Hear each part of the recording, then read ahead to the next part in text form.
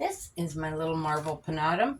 I put her on a pole exactly 2 weeks ago, and she's grown 4 inches and is now going above it.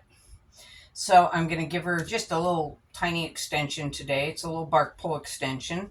I stuffed this pole with bark at both ends, and I put a big pile of bark here so that when I stick it on, I don't end up with a gap between the two, because the bark can sometimes fall, leaving a gap in your pole. So I resolved that by putting little moss gaskets in between.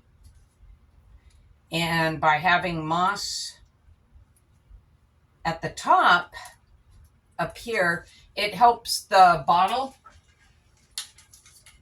sit, kind of helps it sit in there better, and it drains better than if it were just bark up there.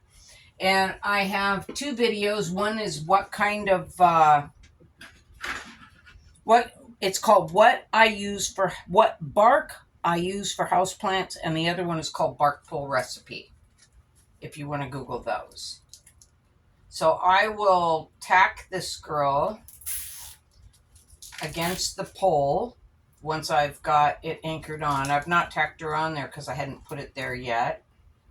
Sometimes these bark poles, in fact, most of the time when I first put them on, they're a little hydrophobic. So you got to watch it, and you got to water that bark frequently. But once you get them hydrated, I find that I can go longer in between. So I'm just using the soldering iron to anchor the back so that there's no movement back there. And I will run a tie wrap through that. And use a chapstick to clear the way for the tie wrap.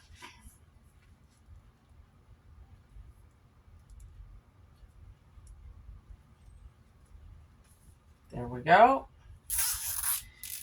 And she is done. And she's not ready for a chop yet. Thanks for watching.